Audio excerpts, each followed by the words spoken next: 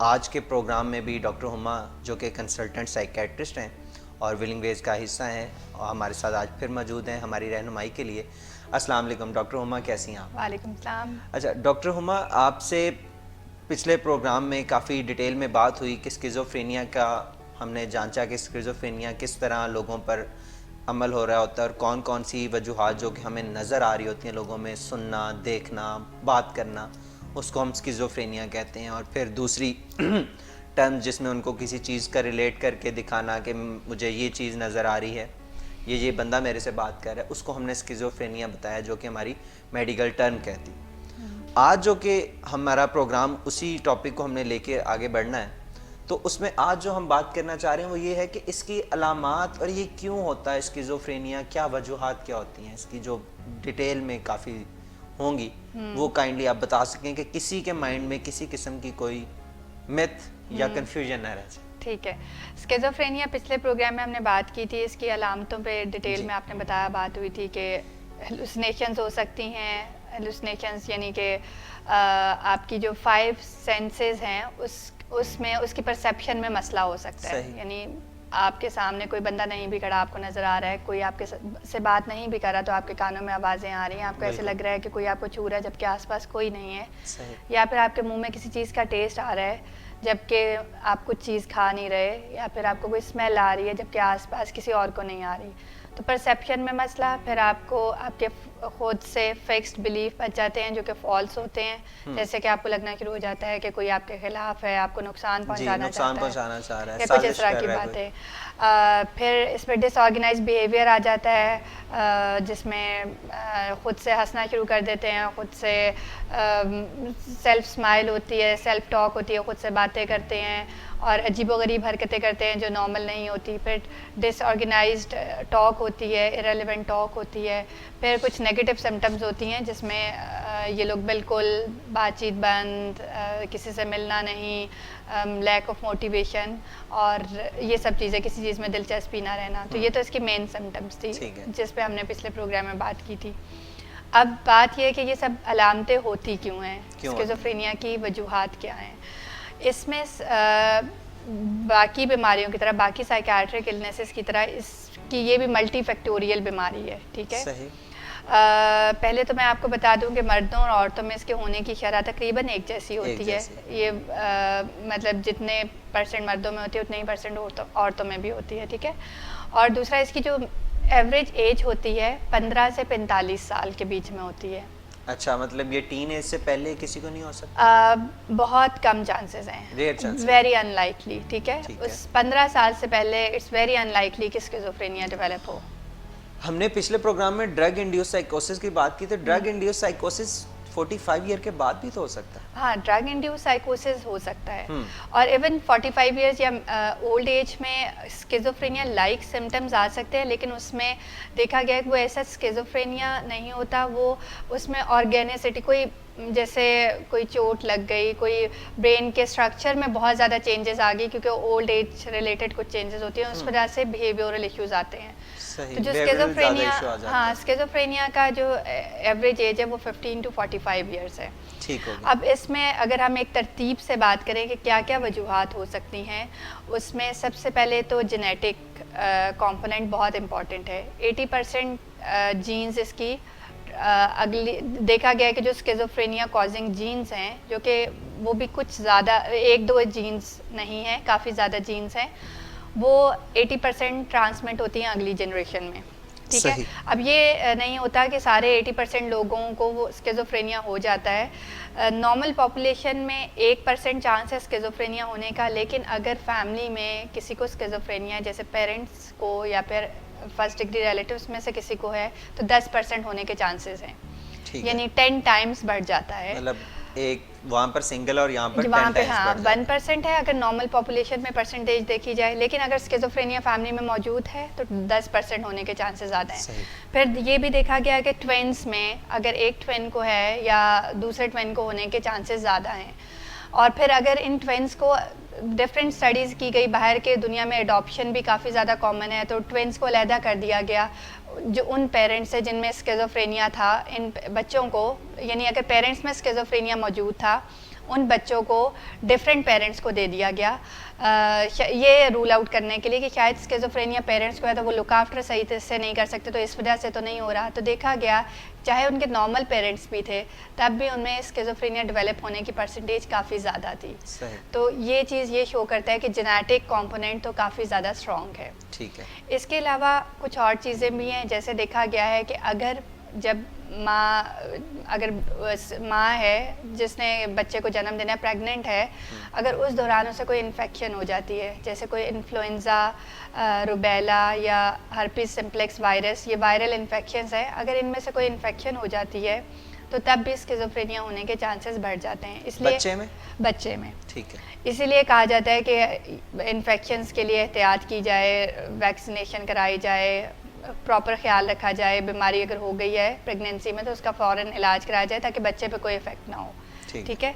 फिर उसमें एक और चीज़ भी देखी गई है कि अगर ड्यूरिंग बर्थ कोई कॉम्प्लिकेशंस हो जाती हैं, जैसे कि अक्सर गाँव वगैरह वाली साइड पे दाइयाँ या अनट्रेंड स्टाफ के हाथों, अनप्रोफेशनल स्टाफ के हाथों डिलीवरीज हो जाती हैं, तो वो सम टाइम कुछ ऐसी कॉम्प्लिकेशंस हो जाती हैं, जैसे बच्चे को सांस नहीं आ रहा और लेकिन बाद में उसने थोड़ी देर बाद नॉर्मल हो गया, लेकिन वो जो शुरू में एस्फिक्सिया हुआ था उसकी वजह से स्किज़ोफ्रेनिया होने का चांस ज़्यादा होता है। या डिलेड क्राइंग, यानी बच्चे ने रिस्पॉन्ड लेट करना शुरू किया, रोना लेट शुरू किया, तो बर्थ के दौरान कुछ कॉम्प्लिकेशंस हो जाएं तो उससे भी स्किज़ोफ्रेनिया होने का चांस बढ़ जाता है। ठीक है। इसके साथ ये भी देखा गया है कि स्किज़ोफ्रेनिया ज़्यादा शहरों में ज़्यादा होता है एज़ कम्पेयर टू गाँव विलेजेस में। ठीक है। तो उसके पीछे कोई स्पेसिफिकली पता नहीं चल सका किस वजह से, लेकिन शहरों में और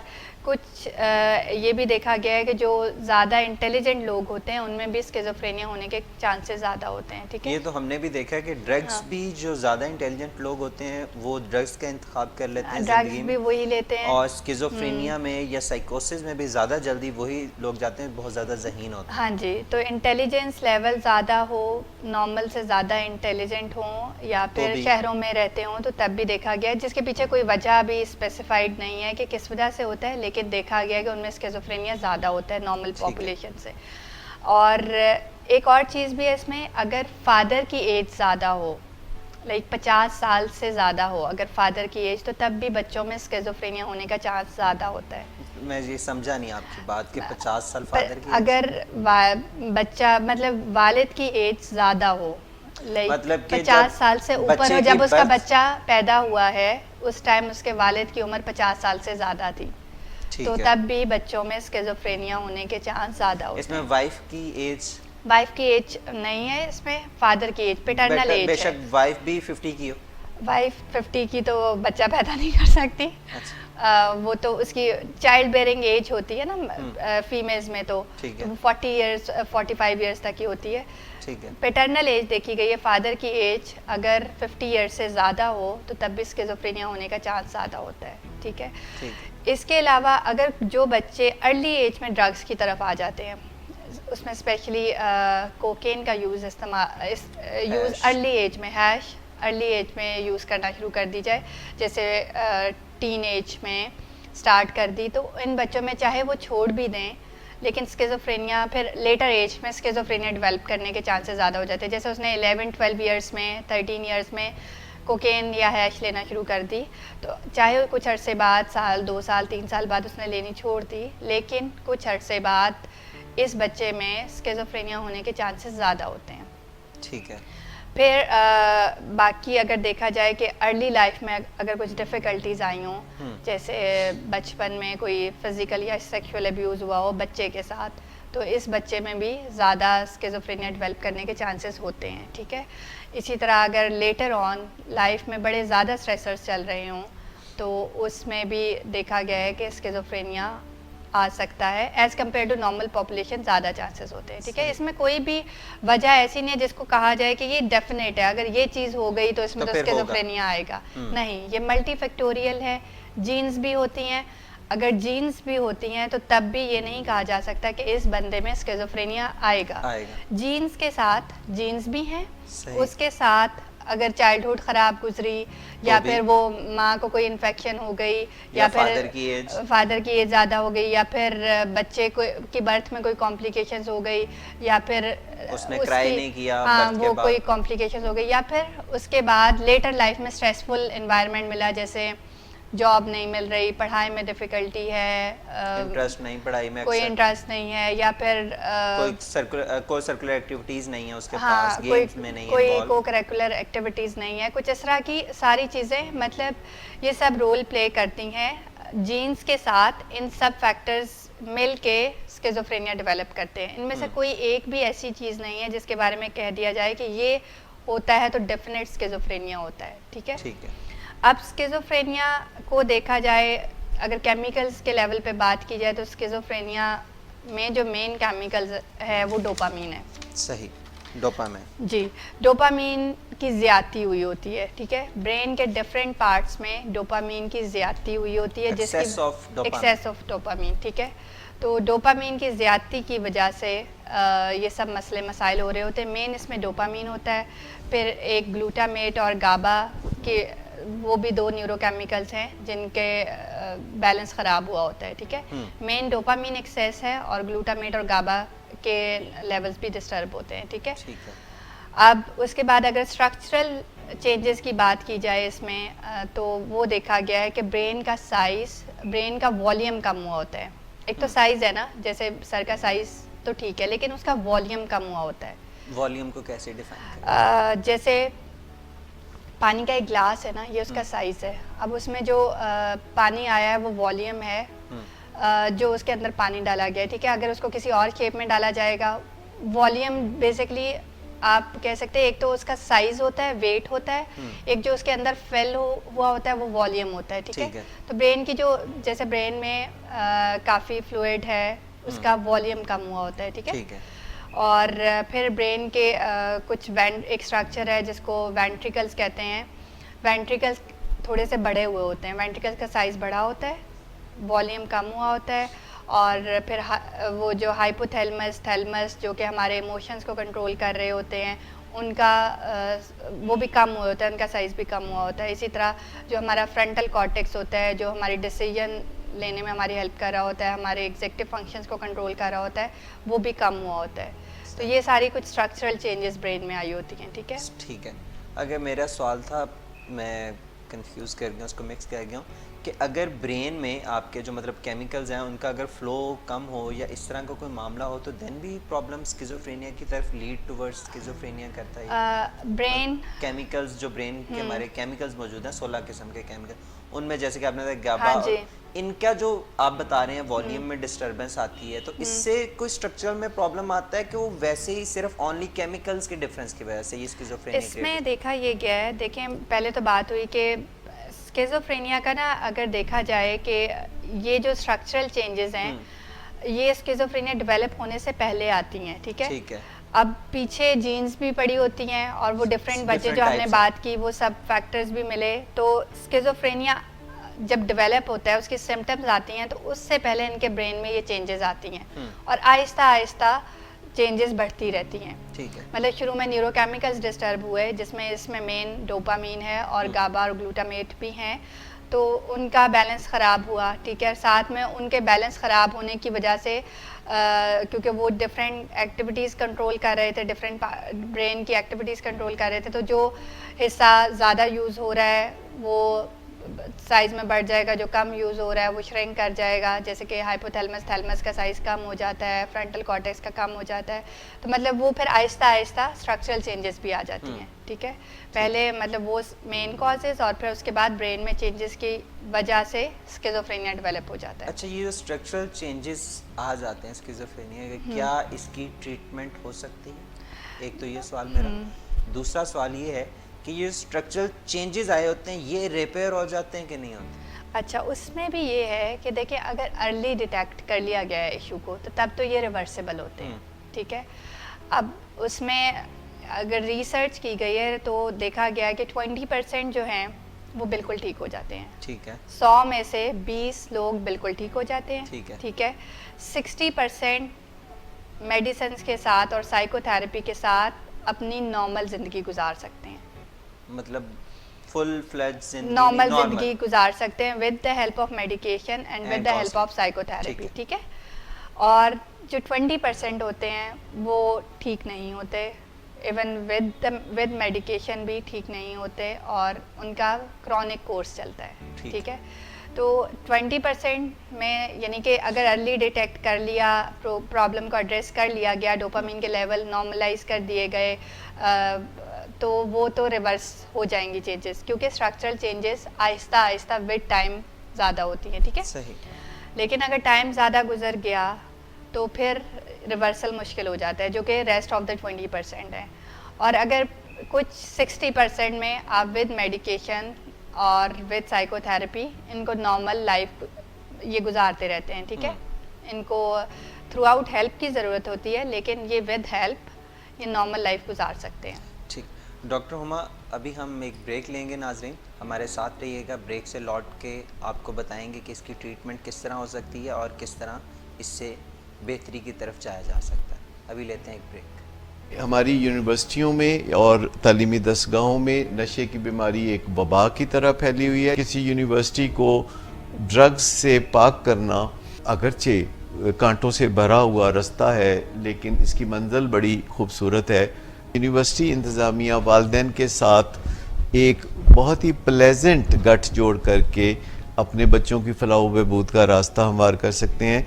अगर यूनिवर्सिटी में रोज़ाना 10 लोगों का यूरिन सैंपल हम लेते हैं और अगर कोई यूरिन सैंपल नहीं देता तो उसे घर जाके दोबारा सोचने का मौका देते हैं, तो 6 महीने बाद हम इस प्रोग्राम को एक स्टेप और आगे बढ़ा सकते हैं। कुछ ऐसे स्टूडेंट्स का भी यूरिन सैंपल लें कि जो उस बैलेटिंग में तो नहीं आते, लेकिन उनके तौर अतवार ऐसे हैं, उनके सिम्टम्स ऐसे हैं कि जिससे कॉलेज इंतज़ामिया को शुबा होता है, और वो 10 के साथ 2 और ऐड कर दें, जैसे कि ग्रेड्स का नीचे आना और पिछले सेमेस्टर की निस्बत अगले सेमेस्टर में जो कामयाबी है वो कम दर्जे की होना और ड्रास्टिक डिफरेंस होना। बहुत सारी चीज़ें इसमें फ़िज़िकल अपीयरेंस से रिलेटेड भी हैं, जैसे किसी का वज़न एकदम बहुत ज़्यादा गिर जाना या किसी का वज़न बहुत ज़्यादा बढ़ जाना, किसी की अटेंडेंस में जो है वो एक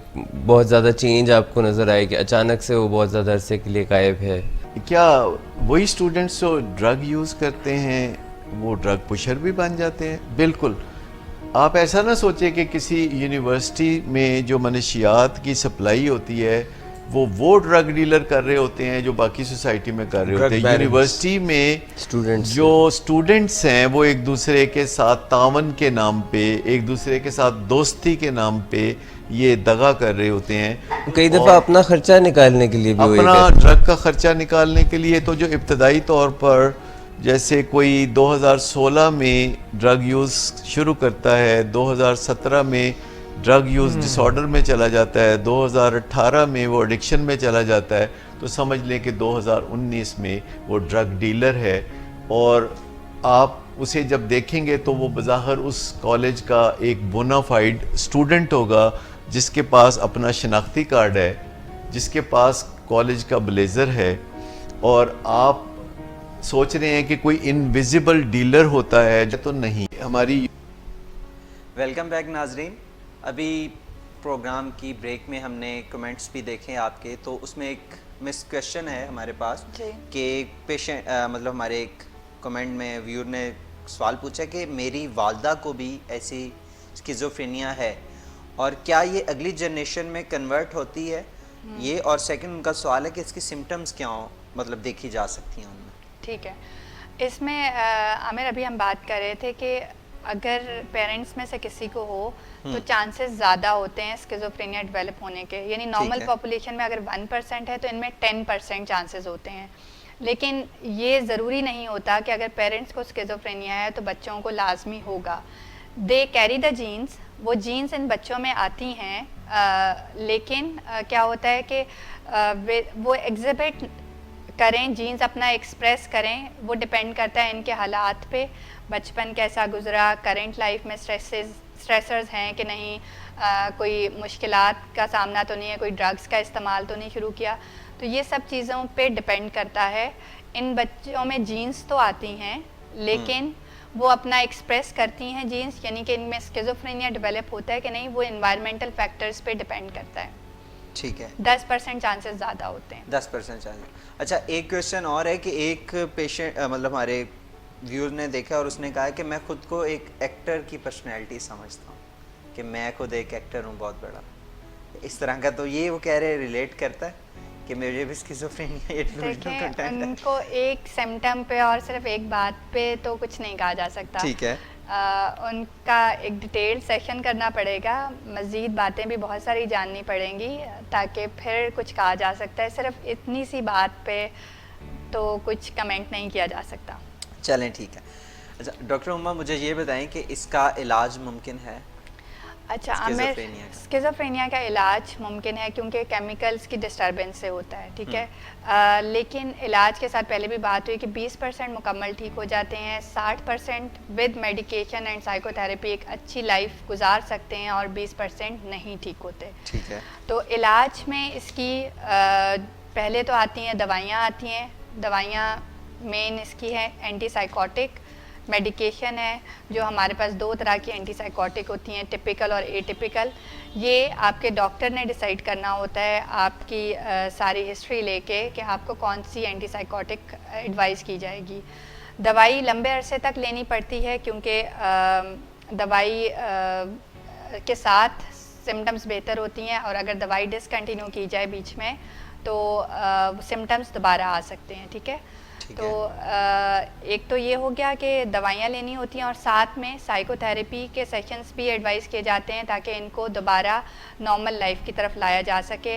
इनको दोबारा कुछ ऑक्यूपेशनल थेरेपिस्ट भी इसमें इन्वॉल्व होते हैं ताकि इनको दोबारा से स्किल्स सिखाई जाएं, ये अपना इंडिपेंडेंट लाइफ गुजार सकें। ट्रीटमेंट में ये सब काम किए जाते हैं। ठीक है। अच्छा डॉक्टर उमा के अगर इसकी मतलब कि ट्रीटमेंट मौजूद है तो घर वाले अगर किसी में इस तरह के अलामात देखते हैं या घर वालों को महसूस होता है, ये जो सारी अलामतें आपने पिछले प्रोग्राम और इस प्रोग्राम में बताई, अगर ये फ़ील हो रही हैं किसी को, तो फिर क्या स्टेप अप करना चाहिए फैमिली को, या क्या हदायत आपकी तरफ से एक फैमिली को?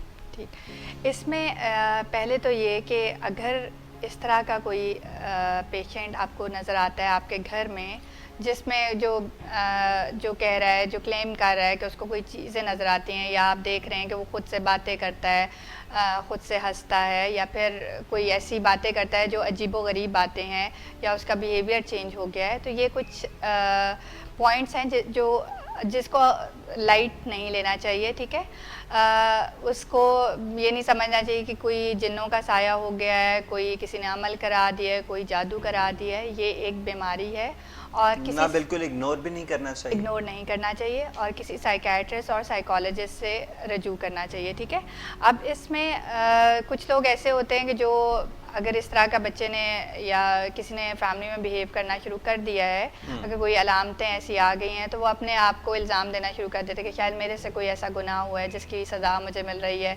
या बच्चे को इल्ज़ाम देना शुरू कर देते हैं कि हम तुम्हें बड़ा समझाते थे, तुम मज़हब से दूर हो रहे थे, ये हो रहा था, वो हो रहा था, हम तुम्हें कहते थे कि ये काम करो, तुम हमारी बात नहीं सुनते थे, अब इसका नतीजा ये है।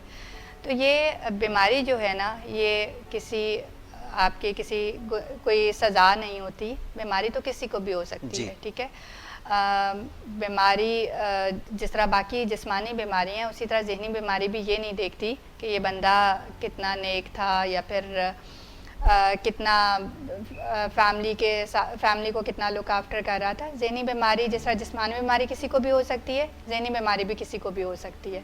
तो एक तो ये कि इल्ज़ाम तराशी से गुरेज करना चाहिए। ठीक है, और अगर कुछ इस तरह के सिम्टम्स नज़र आते हैं, आपका बच्चा अजीबो-गरीब कुछ हरकतें कर रहा है, कोई अजीबो-गरीब बातें कर रहा है जो नॉर्मल नहीं है, तो इधर उधर टाइम वेस्ट करने से बेहतर है कि आप उसको फ़ौरन किसी माहिर नफ्सियात के पास लेके जाएं, क्योंकि देखा गया है कि जितना जल्दी आप डॉक्टर के पास चले जाएंगे उतना ही बेहतरी के इम्कानात ज़्यादा हैं। सही। जितना ये लंबा पीरियड होता जाएगा जिसमें कोई मेडिसिन नहीं दी, तो वही बात के डोपामीन लेवल्स और ये न्यूरोकेमिकल्स इतने डिस्टर्ब होंगे कि ब्रेन की स्ट्रक्चरल चेंजेस आना शुरू हो जाएंगे, और एक टाइम आएगा कि वो रिवर्स करना मुश्किल हो जाएगा। ठीक है, तो जितना जल्दी आप इलाज कराना शुरू कर देंगे उतना ही बेहतर है मरीज़ के लिए भी और फैमिली के लिए भी। अच्छा डॉक्टर उमा, मैंने ये पूछना था आपसे कि अगर पेशेंट को ये अलामतें हमें नज़र भी आ गई हैं, फैमिली को ये चीज़ नज़र भी आ रही है, तो मेरी शायद ऑडियंस भी देख रहे हैं तो वो भी इस बात को शायद मान लें कि अक्सर औक़ात जब इस तरह की सिम्टम्स किसी में नज़र आती हैं तो उसको डायरेक्टली ये बोला जाता है कि तुम्हें ये प्रॉब्लम होगी है, या एज ए साइकेट्रिस्ट हमारे लिए ये इंस्ट्रक्शंस होती हैं कि हम उसे कन्फ्रंट नहीं कर सकते। डायरेक्टली क्यों कन्फ्रंट नहीं कर सकते, जो कि फैमिली भी कर रही होती है और साइकेट्री हमारे पास तो बाय रूल हम उसे कन्फ्रंट नहीं कर सकते, लेकिन हमने जब देखा जाता है, हिस्ट्री ली जा रही होती है तो फैमिली बड़ी दफ़ा उन्हें कन्फ्रंट कर चुकी होती है कि तुम्हें ये मसला है, जिस पर उनका रेजिस्टेंस होती है, आगे से पेशेंट रेजिस्ट कर रहा होता है कि ये बात नहीं है, वाकई ये चीज़ मौजूद है या इस तरह की प्रॉब्लम मेरे साथ चल रही है। तो इसके बारे में आप क्या करेंगे कि कन्फ्रंट करना चाहिए कि नहीं करना चाहिए? अच्छा, कन्फ्रंट तो नहीं करना चाहिए। ठीक पहले भी बात की कि उसके ब्रेन में कुछ चेंजेस, कुछ न्यूरोकेमिकल्स की चेंजेस आई होती है, जिस वजह से वो एक उसकी अपनी दुनिया बनी होती है। आप उसको जितना मर्जी कहें कि ये जो आवाज़ें आ रही हैं इसकी कोई हकीकत से ताल्लुक़ नहीं है, लेकिन उसको तो ये आवाज़ें आ रही हैं। वो कैसे ये मान ले कि मुझे ये आवाज़ें नहीं आ रही या इसका हकीकत से ताल्लुक़ नहीं है। वो आवाज़ें उस पर कमेंट कर रही हैं, उसे ऑर्डर्स भी दे रही हैं, जिनको उसे लगता है अगर फॉलो नहीं करेगा तो उसके साथ कुछ बुरा हो जाएगा। उसको चीज़ें नज़र आ रही हैं, कुछ लोग नज़र आ रहे हैं। आप जितना मर्जी कहें कि तुम्हें ये तुम्हारी बीमारी का हिस्सा है या तुम्हें ये बीमारी है, वो उस स्टेट में उसकी माइंड की वो स्टेट ही नहीं होती कि वो ये रियलाइज़ कर सके कि ये असल नहीं है। ठीक है, तो कन्फ्रंटेशन का कोई फ़ायदा नहीं है, ये बीमारी को बेहतर नहीं करता बल्कि उसकी अलामतें मज़ीद बढ़ाता है। वो जो उसमें जो कुछ डिलूजनल थीम आ रहा होता है, जैसे कि मेरे घर वाले मेरे ख़िलाफ़ हैं, तो जब आप बार बार कन्फ्रंट करते हैं या ऐसी बातें करते हैं कि तुम गलत कह रहे हो, ऐसा कुछ नहीं है, तो वो इससे मज़ीद चिढ़ जाता है और उसका वो जो एक मज़ीद पुख्ता हो जाते हैं उसकी चीज़ें कि देखो मैं इनको कुछ बता रहा हूँ और ये कि उसको नहीं मान रहे, इसका मतलब है ये तो मेरे ख़िलाफ़ हैं। तो कन्फ्रंटेशन और उसको समझाना बुझाना, उसको कोई इल्ज़ाम देना, इस चीज़ से बिल्कुल बचना चाहिए, ठीक है। और उसको फ़ौरन किसी कंसर्न्ड माहिर नफ्सियात के पास लेके जाना चाहिए ताकि उसका एक्यूरेट डायग्नोस हो सके, उसकी कंडीशन और उसका ट्रीटमेंट स्टार्ट हो सके प्रॉपर। इसमें क्योंकि विद टाइम जब आप मेडिसिन स्टार्ट कर देते हैं, एक टाइम आता है जब उसके डिलूजन्स उतने पुख्ता नहीं रहते, वो जो फिक्सिटी होती है वो काफ़ी कम हो जाती है, हेलुसिनेशंस बेहतर हो जाती हैं, जो उसे चीज़ें नज़र आ रही थी या कानों में आवाज़ें आ रही थी अब उस तरह नहीं आती, तो तब वो सोचने समझने की कंडीशन में होता है, तब उसका माइंड थोड़ा रिसेप्टिव होता है। यही वो टाइम होता है जब साइकोथेरेपी स्टार्ट की जाती है, जब उसे डिज़ीज़ कॉन्सेप्ट दिया जाता है, उससे ये बताया जाता है कि ये आपकी बीमारी है, इस बीमारी का ये हिस्सा है। जैसे शुगर की बीमारी की पर्टिकुलर अलामतें होती हैं, तो ये एक स्किज़ोफ्रेनिया बीमारी है जिसकी ये पर्टिकुलर अलामतें हैं, ठीक है, जिसमें आपको आवाज़ें भी आ सकती हैं, लेकिन आवाज़ें वो हकीकत पर मबनी नहीं है, ठीक है। तो आपने उन आवाज़ों से परेशान नहीं होना, वो आवाज़ें अगर आपको आती भी हैं तो जो वो कहती हैं आपको करने को वो आपने नहीं करना या उनसे बहस नहीं करनी। मतलब उसे बताया जाता है कि रियल वर्ड और उसकी हेलुसिनेशन और इमेजिन तो वो नहीं कहेंगे क्योंकि इमेजिन नहीं वो कर रहा होता, एक हेलुसिनेशन और डिल्यूजन के लिए जो उसकी दूसरी वर्ल्ड है उसमें डिफरेंशिएट करना बताया जाता है। जो उसकी डिजीज़ की वजह से एक दुनिया बनी होती है और जो असल दुनिया होती है उसे बताया जाता है क्या है, ताकि वो डिफरेंशिएट कर सके। नेक्स्ट टाइम एक तो जब वो ठीक हो रहा होता है, अगर वो ठीक हो गया तो नेक्स्ट टाइम यही बंदा, इसको ये भी बताया जाता है कि अगर आपको इनमें से कोई अलामतें जैसे उसकी नींद ख़राब होना शुरू हो, भूख लगना कम हो, या फिर उसका किसी से मिलने को दिल ना करे, किसी से बात करने को दिल ना करे, अपना ख्याल रखने को दिल ना करे, तो ये कुछ अर्ली सिम्टम्स हैं जिसको पिक कर सके। पेशेंट को खुद भी पिक करना है और उसकी फैमिली वालों को भी पिक करना है, ताकि अगर एक दफ़ा उसकी सिम्टम्स ख़त्म हो गई हैं तो जब हमें दोबारा रीलैप्स का पता चल सके, ठीक है। जैसे अभी वो क्वेश्चन भी किया था उन्होंने कि उनकी मदर को स्किज़ोफ्रेनिया है तो उन्हें कितना % बच्चों में चांसेस हैं, तो उसमें भी ये देखना होता है कि कुछ अगर सिम्टम्स इस तरह की आने लगें तो फ़ौरन डॉक्टर के पास जाना होता है, क्योंकि अर्ली आप इसको डायग्नोज कर लोगे, अर्ली ट्रीट करना शुरू कर दोगे तो उतना ही बेहतर है, नॉर्मल ज़िंदगी गुजार सकते हैं। हमने पहले भी बात की थी, काफ़ी इंटेलिजेंट लोगों में भी ये देखा गया है, मैंने कुछ डॉक्टर्स ऐसे देखे हैं जिनको ये मर्ज़ होता है लेकिन वो एक नॉर्मल ज़िंदगी इस मर्ज़ के साथ साथ गुजार रहे हैं। क्योंकि डॉक्टर होने की वजह से उन्हें ये तो पता होता है कि डिजीज़ को जल्दी से फ़ौरन ट्रीटमेंट की तरफ जाना है, तो वो अर्ली ट्रीटमेंट लेना शुरू कर देते हैं और with treatment they are going very well, और उनको किसी किस्म का कोई मसला नहीं होता अपने प्रोफेशन में भी और अपने रिलेशनशिप्स में भी, वो बिल्कुल नॉर्मल ज़िंदगी गुजार रहे होते हैं। ठीक है। तो ये चीज़ें कुछ अर्ली साइंस पिक करने आने चाहिए, ठीक है। इसके अलावा अगर जैसे फैमिली में स्किज़ोफ्रेनिया है तो आपने ये ख्याल रखना है कि स्ट्रेसफुल एनवायरनमेंट ना रहें। सही। ठीक है, क्योंकि ये क्रिएट करेगा लीड्स टू बर्थ। एक तो स्किज़ोफ्रेनिया की तरफ लीड कर सकता है कि बचपन में कोशिश करें कि इन बच्चों को कोई ऐसी परेशानी का सामना ना करना पड़े, फिर बड़े होके भी अपने आप को परेशानियों से बचा के रखना है, ठीक है। लड़ाई झगड़े घर में ना हो किए जाएं इतने, क्योंकि ये लोग अपसेट होके, इनमें टेंडेंसी ज़्यादा होती है स्किज़ोफ्रेनिया डेवलप करने की। जो चीज़ें आप खुद कंट्रोल कर सकते हैं, अपनी डाइट अच्छी रखनी है, अपनी स्लीप की रूटीन, एक पर्टिकुलर स्लीप की रूटीन होनी चाहिए, आपने 8 घंटे सोना है, इस पे कॉम्प्रोमाइज़ नहीं करना, नींद अच्छी, आपने डाइट अच्छी रखनी है, और कोई वॉक और एक्सरसाइज आपकी रूटीन का, रेगुलर रूटीन का हिस्सा होनी चाहिए, ठीक है।